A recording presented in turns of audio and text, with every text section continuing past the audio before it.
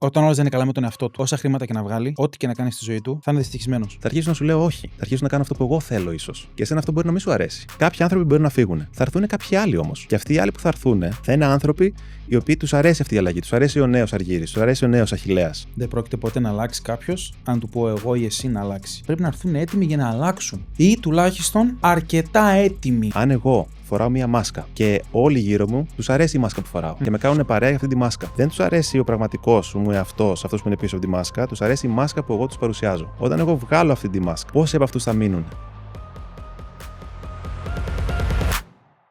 Καλησπέρα. Καλώς ήρθατε σε ένα ακόμα επεισόδιο του Σώμα και Ψυχή. Είμαι ο Αργύρης. Είμαι ο Αχιλλέας. Είμαι ψυχοθεραπευτής. Είμαι διαιτολόγος και personal trainer. Και πάμε να δούμε το σημερινό μας επεισόδιο, το σημερινό μας θέμα, Αχιλλέα. Καλησπέρα και από μένα. Πάμε δυνατά, είμαι ενθουσιασμένος. Το σημερινό επεισόδιο είναι πάρα πολύ ενδιαφέρον και σημαντικό για όλους όσους βλέπουν το βίντεο. Έτσι, θα μιλήσουμε για την αλλαγή. Την αλλαγή. Το πώς να αναγνωρίσει κάποιος ότι έχει φτάσει στο αμήν. Δεν αντέχω άλλο, ρε αδερφέ. Έρχεται άλλο, σου λέει: έχω φτάσει στο αμήν. Ναι. Δεν αντέχω άλλο. Θέλω να αλλάξω οπωσδήποτε. Δεν πάει άλλο. Όσοι εδώ και μη παρέκει που λέμε. Ναι. Θα μιλήσουμε και από τις δύο πλευρές. Να πούμε το έχουμε συναντήσει και οι δύο αυτό εδώ στο επάγγελμά μας, δηλαδή από πελάτες μας. Το συναντάμε. Και το συναντάμε. Ναι. Νομίζω είναι και ένας λόγος κάποιος να πάει συνήθως και σε ψυχολόγο, ψυχοθεραπευτή και σε διαιτολόγο, γυμναστή. Επομένως το βλέπουμε σχετικά συχνά, θα έλεγα. Πολύ συχνά. Και νομίζω ότι. Εντάξει, έχει να κάνει με το είδος της αλλαγής, αλλά είτε είναι η αλλαγή εσωτερική, mental, είτε είναι physical, δηλαδή σωματική αλλαγή. Νομίζω ότι αυτές οι δύο αλληλεπιδρούν.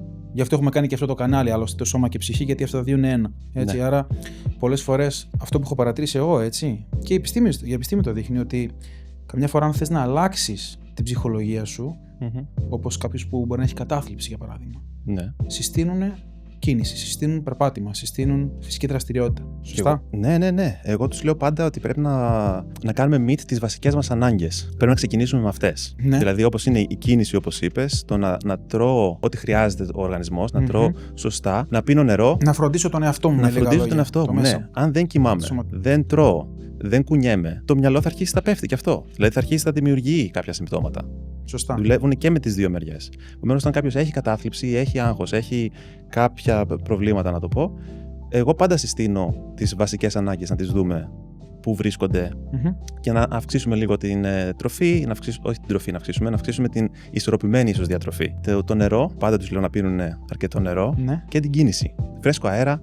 Αν μπορείς να βγεις έξω, δηλαδή να περπατήσεις, δεν ανάγκη να κάνεις γυμναστική. Εγώ δεν τους λέω να πας να κάνεις γυμναστική. Να κυκλοφορήσει λίγο το αίμα, αδερφέ, που λέμε. Αυτό, να κουνηθείς. Να μείνεις σαν ένα κρεβάτι, αυτή την καθιστική ζωή που λέμε. Να ξυπνήσει λίγο το σώμα. Να κουνηθείς, λίγο να ξυπνήσει. Και βοηθάει. Φέρνει λίγο ντοπαμίνη. Είναι μαγικό το πώς βοηθάει. Είναι μαγικό το πώς βοηθάει. Κατευθείαν χτυπάνε σήματα στον εγκέφαλο, τα οποία έτσι η ντοπαμίνη ενεργοποιείται άμεσα. Μέσα από οποιαδήποτε φυσική δραστηριότητα. Περπάτημα, τρέξιμο, άσκηση. Πάμε λοιπόν λίγο να δούμε τι σημαίνει κάποιος έχω φτάσει στο αμήν. Δηλαδή, πώς μπορεί να το αναγνωρίσει, πώς μπορεί να δει ότι δεν αντέχω άλλο. Να το συνειδητοποιήσει, ας πούμε. Τι μπορεί να σημαίνει έχω φτάσει στο αμήν, δηλαδή τι υπάρχει πίσω από αυτό? Έχω δύο οπτικές, ας πούμε, το τι σημαίνει για εμένα. Ναι. Ένα είναι η δυσανάλογη αντίδραση. Δηλαδή, μπορεί να έχω εκνευριστεί σήμερα, ας πούμε, για κάτι σχετικά μικρό, κάτι μου είπε ένας συνάδελφος, κάτι μου είπε κάποιος, τέλος πάντων. Και η αντίδρασή μου, αντί να είναι μια φυσιολογική αντίδραση του πόσο με εκνεύρισε αυτό το πράγμα που έγινε, είναι 100%. Είναι μια αντίδραση πολύ, πολύ μεγάλη, δυσανάλογη με βάση με αυτό που έχω. Μια έκρηξη. Για κάτι σχετικά μικρό. Όχι μόνο για εκνευρισμό, το λέω και για τα υπόλοιπα συναισθήματα ή οτιδήποτε γίνεται, αλλά έχουμε μια δυσανάλογη αντίδραση. Γι' αυτό δεν είναι τώρα για μία φορά, ότι έγινε μία φορά και κατά τα άλλα είμαι OK, αλλά έχω σχεδόν κάθε μέρα δυσανάλογες αντιδράσεις με αυτά που συμβαίνουν. Ή αρκετές φορές μες στην εβδομάδα μπορεί να μου συμβαίνει. Άρα είναι αυτό που λέμε ότι ξεχύλισε το ποτήρι, έχει γεμίσει το ποτήρι με νερό και οποιοδήποτε έξτρα σταγόνα το κάνει και ξεχυλίζει. Μπράβο. Και αυτό το παράδειγμα κιόλας το χρησιμοποιώ στα ραντεβού. Όντως. Ναι. Ένα παράδειγμα που χρησιμοποιώ είναι ότι, όπως είπες, το ποτήρι, ας πούμε, εμείς είμαστε το ποτήρι, είμαστε το δοχείο. Ναι. Και το νερό που μπαίνει μέσα είναι αυτά τα συναισθήματα, είναι τα άγχη, είναι οι δυσκολίες, είναι οτιδήποτε. Έχω τον χώρο να τα διαχειριστώ μέχρι ένα σημείο. Αν όμως εγώ τα αποθηκεύω και δεν τα βγάζω κάπως μέσα από το ποτήρι μου και τα αποθηκεύω, σε κάποια φάση θα γεμίσει το ποτήρι. Και μετά αυτή μία σταγόνα που θα πέσει είναι παραπάνω από αυτό που μπορώ εγώ να διαχειριστώ. Επομένως, μία σταγόνα κανονικά μπορώ να τη διαχειριστώ. Αλλά όταν είναι γεμάτο το ποτήρι μου, βγαίνει όλο απ' έξω. Να δώσουμε μερικά παραδείγματα στον κόσμο τώρα εδώ. Τι σημαίνει ξεχύλιση το ποτήρι?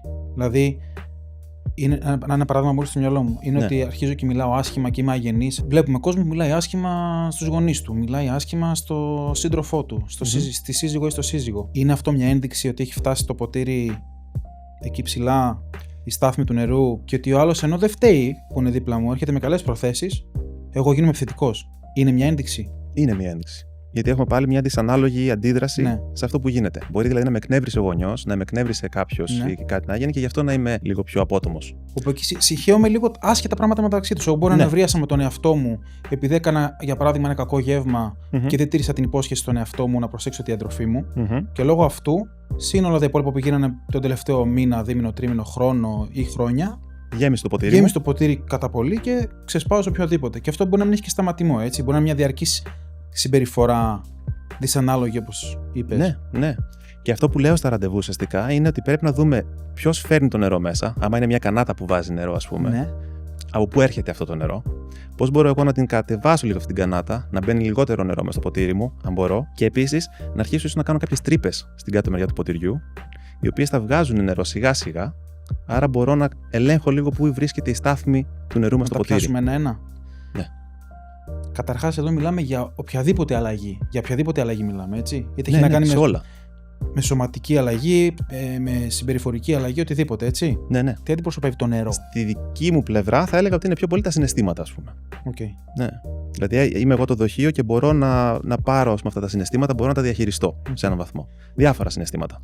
Οι δυσκολίες, τα άγχη. Παραδείγματα. Για να μιλάμε με απλά παραδείγματα στον κόσμο να καταλαβαίνει. Έχουμε ένα ποτήρι, έτσι. Ή δοχείο, ή πείτε κανάτα, όπως θέλετε. Ένα κοντέινερ. Χωράει μέσα πράγματα.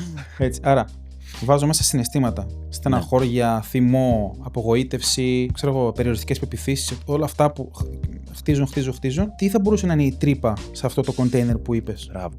Για μένα οι τρύπες στο κοντέινερ είναι αυτό που ονομάζουμε self-care. Δηλαδή. Αυτοφροντίδα, αλλά. Αυτοφροντίδα, ναι, δεν αυτά που είπες πριν. Πράγματα που να φροντίσω τον εαυτό μου, να φροντίσω το φαγητό μου και όλα αυτά, τις βασικές μου ανάγκες, αλλά μετά πάμε και ένα βήμα παραπάνω, πέρα από τις βασικές ανάγκες. Είναι πράγματα που εμένα με ευχαριστούν. Πράγματα που εμένα με ηρεμούν. Πολύ σημαντικό. Ναι. Αυτό δηλαδή, να φροντίζω τον εαυτό μου. Αυτά εδώ μπορούν να ρίξουν τα επίπεδα άγχους, κατάθλιψης, εκνευρισμού, στεναχώριας. Θα ρίξουν αυτά τα επίπεδα, θα κάνουν πιο ομαλά, θα μπορώ να τα διαχειριστώ. Αν δεν έχω τέτοια πράγματα, τέτοιες τρύπες στο κοντέινερ μου, όλα αρχίζουν και χτίζονται. Ακόμα κάτι μικρό δηλαδή θα έρθει, αλλά θα αρχίσει να, ξέρεις, μικρό, λιθαράκι, αρχίζει και γεμίζει το κοντέινερ. Ωραία. Και έρχεται ο άλλος, σου λέει: Αργύρη, εμένα δεν με ευχαριστεί τίποτα, ρε φίλε, πλέον. Η ζωή είναι χάλια. Έχω αγανακτήσει. Με όλα αυτά που γίνεται, οικονομική κρίση, δεν προλαβαίνω να δουλέψω, να φροντίσω τον εαυτό μου, τρώω ό,τι να είναι, τα παιδιά τρέχω να τα προσέξω και αυτά. Υποχρεώσεις, 1002. Δεν αντέχω άλλο, ρε φίλε. Τι μου λες τώρα, δηλαδή, τι εννοείς να βάλω τρύπες? Εγώ δεν βρίσκω κανένα περιθώριο να βάλω τρύπα εδώ. Θα πρέπει να δούμε και πόσο είναι έτοιμος ο θεραπευόμενος σε αυτήν την αλλαγή. Εγώ δεν μπορώ να σου αναγκάσω να βάλεις αυτές τις τρύπες. Να σου πω ότι αυτό δεν γίνεται έτσι. Θα βάλεις τρύπες, θες, δεν θες. Αν εσύ μου λες, εγώ δεν μπορώ. Δεν θέλω. Δεν θα τις κάνω εγώ για σένα. Δεν μπορώ να τις κάνω εγώ για σένα. Δεν μπορώ να σου αλλάξω τη ζωή. Δηλαδή, εγώ θα σου πω το παράδειγμα. Μπορεί να ψάξουμε τι είναι η κανάτα, από πού έρχονται δηλαδή αυτά εδώ τα προβλήματα. Να δούμε γιατί έχει γεμίσει το δικό σου το νερό.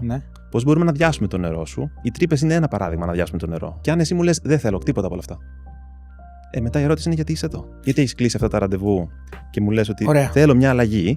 Θέλω κάτι, δεν πάνε καλά τα πράγματα, δεν αντέχω, δεν μπορώ. Και σου λέω ότι να το δούμε. Πώς μπορούμε λοιπόν να το αλλάξουμε? Μου λες ότι δεν γίνεται, δεν χωράει τίποτα από όλα αυτά εδώ που μου λες, δεν μπορώ να κάνω τίποτα από αυτά. Αργύρη, μας βλέπει κόσμος τώρα στο βίντεο. By the way, κάντε και ένα subscribe από κάτω. Δωρεάν είναι. Εντάξει. Γράψτε τα σχόλιά σας, ερωτήσεις για τα επόμενα επεισόδια, ιδέες. Είμαστε ανοιχτοί σε αυτά. Μας βλέπει ένας άνθρωπος τώρα στο YouTube ή σε οποιαδήποτε άλλη πλατφόρμα το ανεβάζουμε. Και στο Spotify έχει βίντεο. Spotify, Apple Podcast, παντού.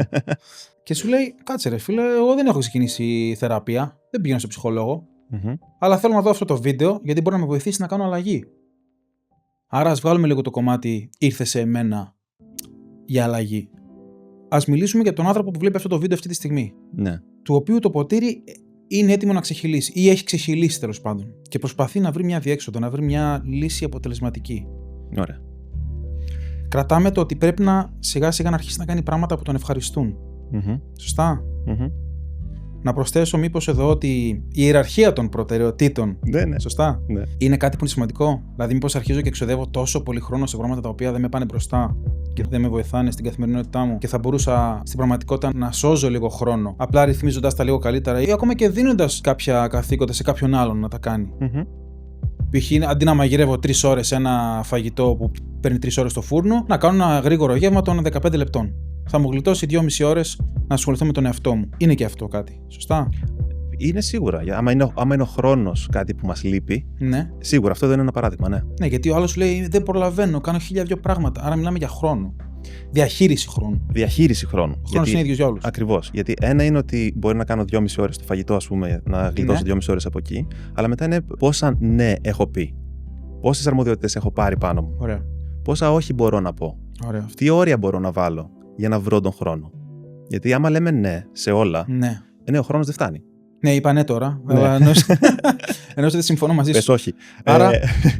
ο χρόνος δεν φτάνει. Δηλαδή, εσύ Αχιλλέα, ας πούμε, έχεις ραντεβού σου, κάνεις με τους πελάτες, κάνεις τα personal training και τα ραντεβού που κάνεις για να κλείσεις πελάτες. Είτε είναι online coaching, οτιδήποτε είναι. Αν όποτε σε ρωτούσαν για ραντεβού, έλεγες ναι.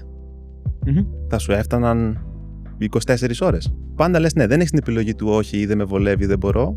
Θα σε βάλω. Θες, δεν θες. Όχι, θα πρέπει να ταιριάζει με το πρόγραμμα που έχω θέσει εγώ, το ωράριό μου, έτσι. Με το όριο που έχεις βάλει εσύ. Με τα όρια που έχω βάλει εγώ στο calendar. Αν εγώ δεν βάλω ένα όριο και βγαίνω εκτός ορίου συνέχεια, θα αρχίσω να μην έχω χρόνο. Ένα είναι όπως λες, ας πούμε, το φαγητό, ωραία, μπορούμε να πάρουμε από εκεί. Ωραία. Αλλά μετά είναι και το τι έχω πάρει πάνω μου, πόσα ναι και πόσα όχι λέω. Στο τι μπορώ να βάλω και τι όριο έχω βάλει στο χρονικό διάστημα που θέλω να δουλέψω, ή δεν είναι μόνο για δουλειά, μπορεί να το πάμε και σε social, δηλαδή να βγω με φίλους, το οτιδήποτε. Δηλαδή πόσο χρόνο ξοδεύω ή αφιερώνω σε διάφορα από αυτά εδώ. Και πόσα από αυτά με ευχαριστούν και με ηρεμούν. Τώρα, ιδιαίτερα και όχι μόνο για Ελλάδα, αλλά και Αγγλία, ή παντού μάλλον, όλοι θέλουμε την καριέρα, τη δουλειά, την ασφάλεια την οικονομική. Επομένως, όταν έρχονται προτάσεις από δουλειά, συνήθως λες περισσότερα ναι, και εκεί πέρα τα όρια λίγο αλλάζουν. Ή άμα θέλουμε να ευχαριστήσουμε ανθρώπους συγκεκριμένους, πάλι αλλάζουν τα όρια μας. Και αυτό μπορεί να με φτάσει εύκολα στο αμήν, εύκολα στο να ξεπεράσω τα όρια μου και να μην αντέχω άλλο, να μην έχω τον χρόνο μου τέλος πάντων. Επομένως, και αυτό με τα όρια για μένα είναι αρκετά βασικό. Και δεν έχει να κάνει με τη χώρα. Και στην Ελλάδα πλέον ο άλλος δουλεύει πολύ, γιατί σου λέει: άμα δεν δουλέψω, τα πράγματα είναι δύσκολα. Ακριβώς. Τα έξοδα τρέχουν. Ναι. Εν τέλει όμως θα σε σώσουν αυτά τα έξτρα 200, 300 και 500, 1000 ευρώ, 10.000 ευρώ, ή ανάλογα το level του καθενός. Όταν είσαι ταυτόχρονα δεν είσαι καλά με τον εαυτό σου. Όταν όλος δεν είναι καλά με τον εαυτό του. Όσα χρήματα και να βγάλει, ό,τι και να κάνει στη ζωή του, θα είναι δυστυχισμένος. Και θα έρθει η στιγμή που ο πόνος θα είναι τόσο μεγάλος που τότε θα πάρει την απόφαση. Από ανάγκη όμως. Από ανάγκη. Γιατί έφτασε πραγματικά στο αμήν που λέγαμε και πριν. Άρα, πότε έρχεται η αλλαγή? Όταν ο πόνος της αλλαγής φαντάζει μικρότερος από τον πόνο που νιώθω τώρα. Άρα, εγώ θα πρέπει να νιώσω τόσο χάλια αυτή τη στιγμή με την κατάστασή μου και το να μην αλλάξω φαντάζει απίστευτα δύσκολο, είτε έχει να κάνει με το σώμα μου, είτε έχει να κάνει με την ψυχολογία μου, με οτιδήποτε. Είμαι σε τόσο κακά χάλια αυτή τη στιγμή που αν δεν κάνω μια αλλαγή, δεν ξέρω ποια θα είναι η επόμενη ημέρα μου. Τότε έρχεται η αλλαγή, η αποτελεσματική. Γιατί ο άλλος έχει κάνει switch κατευθείαν, έχει πατήσει το κουμπί και έχει αλλάξει τελείως πλεύση. Έχει φτάσει όμως και σε επικίνδυνα επίπεδα, αν έχει φτάσει σε αυτό το σημείο του αμήν. Δεν μιλάω για τόσο extreme όσο έχεις στο μυαλό σου αυτή τη στιγμή. Okay. Μιλάω για κάποιον, για παράδειγμα, ο οποίος, ένα απλό παράδειγμα θα δώσω, είναι για παράδειγμα ένας παχύσαρκος άνθρωπος. Έτσι. Ή μπορεί να είναι και υπέρβαρος. Να μην νιώθει καθόλου καλά με τον εαυτό του.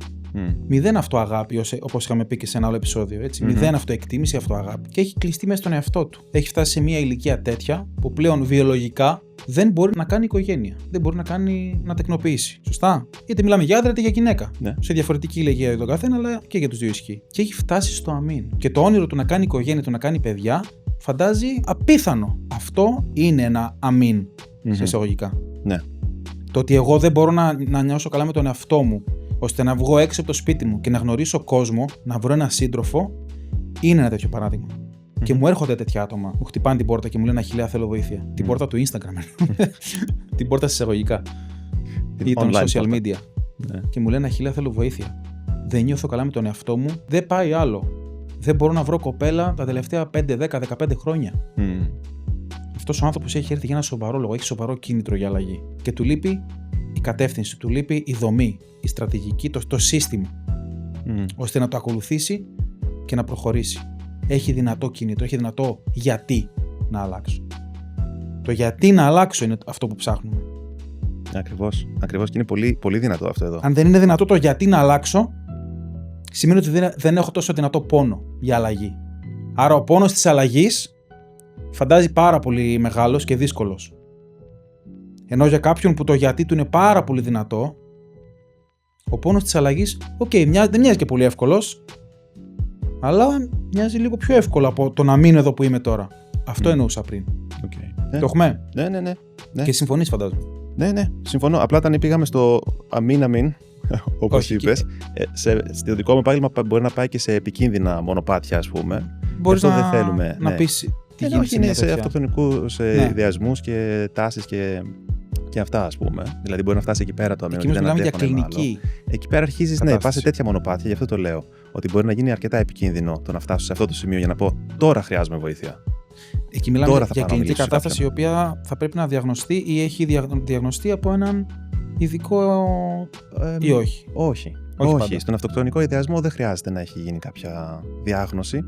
Δηλαδή, μπορεί να έχω φτάσει σε αυτό το σημείο χωρίς να υπάρχει κάποια διάγνωση από κάποιον ειδικό. Αλλά θα είναι καλό να μην φτάσουμε σε αυτό το σημείο, θέλω να πω, για να πω ότι τώρα ίσως να χρειάζομαι βοήθεια, γιατί υπάρχουν σίγουρα πολλά επίπεδα πιο πριν που έχω φτάσει στο λεγόμενο αμήν. Αλλά δεν είναι αυτό το σημείο. Το δεύτερο που είχα λοιπόν για να πω να αναγνωρίσουμε ότι θέλουμε να κάνουμε μια αλλαγή, ένα όπως είπαμε ήταν η δυσανάλογη αντίδραση. Αυτό μάλλον ήταν που έλεγες. Αυτό έλεγα πριν. Δυσανάλογη αντίδραση. Το δεύτερο ήταν ότι μπορεί να θέλω να αλλάξω μια συμπεριφορά, αλλά να μην μπορώ. Δηλαδή να θέλω να την αλλάξω και κάθε φορά να με κρατάει εκεί. Αυτό είναι πάλι κάτι που σημαίνει ότι έχω φτάσει στο λεγόμενο αμήν. Αργύρη, σε διακόπτω τώρα γιατί ακριβώς πριν από μία ώρα είχα μια βιντεοκλήση με μια κοπέλα που είχε φτάσει στο σημείο αυτό. Για πες. Βασικά δεν μπορείς να πεις και πολλά. Αλλά... Έχω δοκιμάσει 1002 πράγματα. Έχω δώσει τόσα λεφτά σε διατροφολόγους. Έχω κάνει αυτή τη γυμναστική, την άλλη τη γυμναστική κτλ. Και έχω φτάσει να είμαι 32 χρονών, να δουλεύω όλη μέρα σαν το σκυλί και να μην έχω καταφέρει να είμαι ευτυχισμένη με τον εαυτό μου. Και έφτασε σε σημείο, επειδή έχει δοκιμάσει τόσα πολλά πράγματα και δεν κατάφερε μια sustainable αλλαγή, μια αλλαγή που έχει διάρκεια, να έρχεται σε μένα και να μου λέει θέλω να αλλάξω. Και να της λέω είσαι σίγουρη, για ποιο λόγο? Και να μου λέει ναι, είμαι σίγουρη, αλλά κάτι με κρατάει πίσω. Δεν ξέρω αν είμαι έτοιμη ακόμα. Και εκεί έρχομαι και λέω είναι απόλυτα φυσιολογικό να μην νιώθεις έτοιμη. Γιατί οι τόσες απογοητεύσεις που έχεις φάει στη ζωή σου μέχρι τώρα σε κάνουν να μην νιώθεις έτοιμη. Έχεις χάσει την πίστη στον εαυτό σου. Και είναι απόλυτα λογικό. Ναι. Αλλά τι θα γίνει αν συνεχίσεις και εφαρμόζεις το ίδιο μοτίβο, τον ίδιο τρόπο σκέψης? Θα συνεχίσεις να βρίσκεσαι εκεί που βρίσκεσαι ή ακόμα χειρότερα να χειροτερεύει η κατάσταση, να πέσει πιο χαμηλά. Ναι. Άρα τι επιλογές υπάρχουν?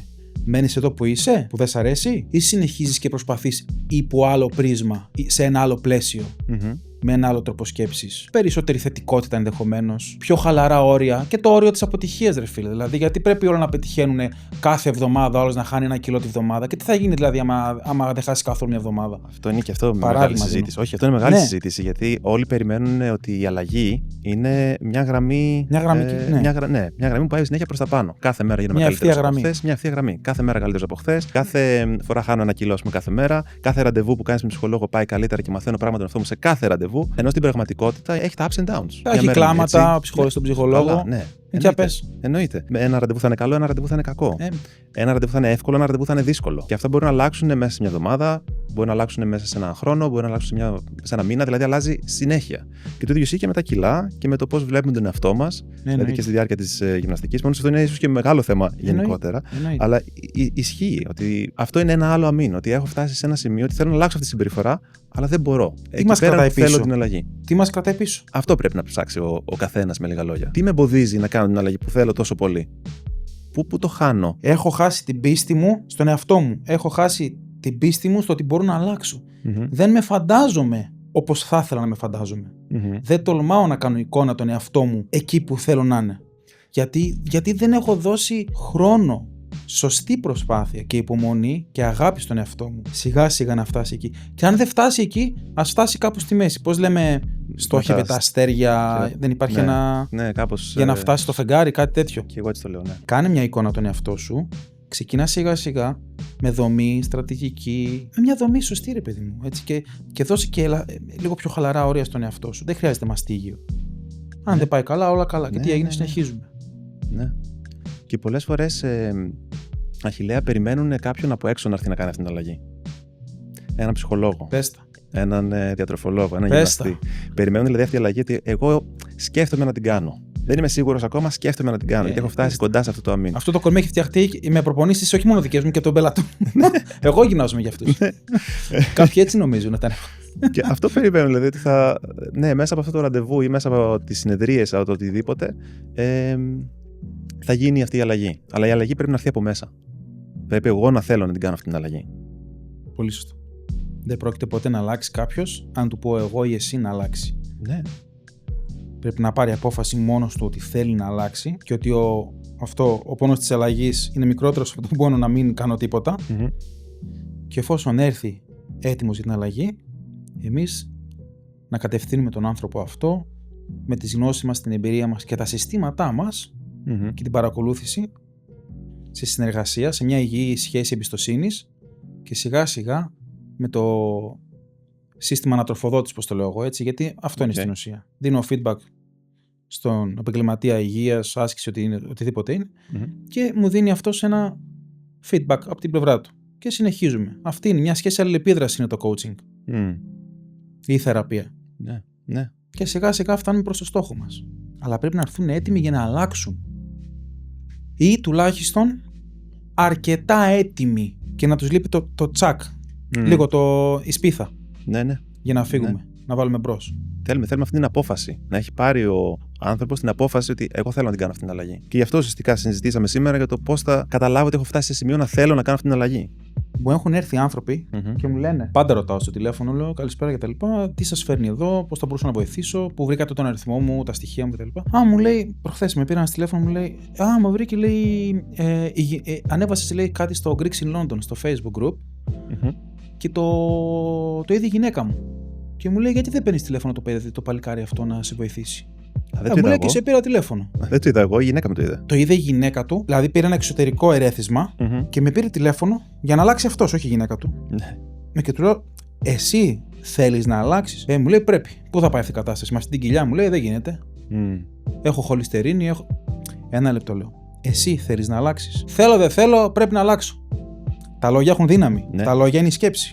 Ναι. Πώς εγώ μπορώ να βοηθήσω κάποιον που λέει πρέπει να αλλάξω και μου το πει και η γυναίκα μου? Δεν θα αλλάξει ούτε 0,1%. Και αν ξεκινήσει, που θα ήμουν αντιεπαγγελματίας αν τον αναλάμβανα τον άνθρωπο αυτό και αν δεν του εξηγούσα την αλήθεια, αν ξεκινήσει, θα έχει πετάξει τα χρήματά του στον κάδο. Δεν θα κρατήσει. Και κάθε φορά που θα του έρχεται ξανά η επιθυμία για αλλαγή, θα θυμάται αυτό το λάθος που είχε κάνει τότε, που πέταξε τα χρήματά του και θα λέει: τι να ξεκινήσω πάλι, αυτά πετάξω τα χρήματά μου. Οπότε αρχίζει και χτίζει ένα άλλο κακό μοτίβο σκέψης. Γι' αυτό είναι σημαντικό να είμαστε ειλικρινείς απέναντι στον κόσμο και να λέμε πραγματικά τι ισχύει, τι δύναμη κρύβουν οι λέξεις, ποιος είναι ο τρόπος σκέψης μας που μας έφερε εδώ σήμερα και τι θα γίνει αν συνεχίσουμε να σκεφτόμαστε με τον ίδιο ακριβώς τρόπο από σήμερα και στο μέλλον. Δεν θυμάμαι ποιος το είπε, αλλά εγώ το χρησιμοποιώ και αυτό στο ραντεβού, ότι για να έρθει μια αλλαγή πρέπει να αλλάξω κάτι. Αν δεν αλλάξω κάτι. Αλλά με άλλα λόγια το είπε. Ναι, αλλά αν δεν αλλάξω κάτι, αλλαγή δεν θα έρθει. Το είχε πει. Ναι, αλλά με άλλα λόγια, ότι περιμένοντας να δεις αλλαγή, κάνοντας τα ίδια πράγματα που κάνεις μέχρι τώρα, είναι ορισμός της ηλιθιότητας. Κάπως έτσι νομίζω. Definition of insanity. Ναι. Της τρέλας, κάτι τέτοιο, ναι. Anyway, αυτό εδώ.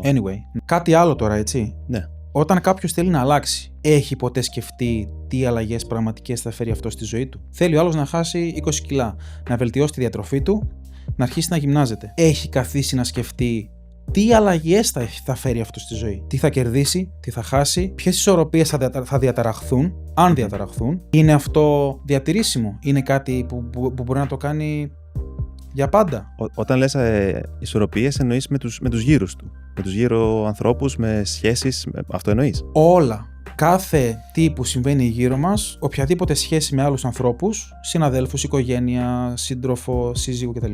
Όλες μου οι σχέσεις. Είναι ένα οικοσύστημα το καθένα. Οικοσύστημα, μπράβο. Έτσι, οικοσύστημα το λέμε. Η αλλαγή που θέλω να κάνω εγώ, τι επιρροή έχει πάνω σε αυτά τα οικοσυστήματά μου, που τα ζω, αν όχι σε καθημερινή βάση, σε εβδομαδιαία, μηνιαία, οτιδήποτε είναι, ωριαία, έτσι. Τι αλλαγή μπορεί να δει? Αν ρωτάς εμένα, έχει τεράστια επιρροή. Το ότι εγώ θα αρχίσω να τρώω πιο υγιεινά, για παράδειγμα, και θα σταματήσω να γεμίζω τα ντουλάπια μου με πατατάκια, επηρεάζει την κοπέλα μου που πεθαίνει για πατατάκια. Πώς θα μπορέσω να διαχειριστώ εγώ? Δεν είναι ένα τυχαίο παράδειγμα. Πώς θα μπορέσω να διαχειριστώ εγώ αυτό το μικρό θεματάκι? Αυτό είναι ένα μικρό απλό παράδειγμα. Ένα άλλο παράδειγμα Ας πούμε ότι εγώ κάθομαι. Έτσι, κάθεται ένας άνθρωπος με την κοπέλα του ή μια κοπέλα με τον σύντροφό της και απολαμβάνουν κάθε Τετάρτη και Σάββατο, ξέρω εγώ, μία ταινία το βράδυ, στιγμές χαλάρωσης, Netflix και ούτω καθεξής. Okay. Και είναι κάτι που πραγματικά το απολαμβάνουν. Τους αρέσει να βλέπουν μια καλή ταινία και να απολαμβάνουν ένα snack. Ή ανθυγιεινό, δεν έχει σημασία τώρα. Και βρίσκω εγώ ένα κλάσ σε ένα γυμναστήριο, το οποίο είναι Τετάρτη και Σάββατο το βράδυ.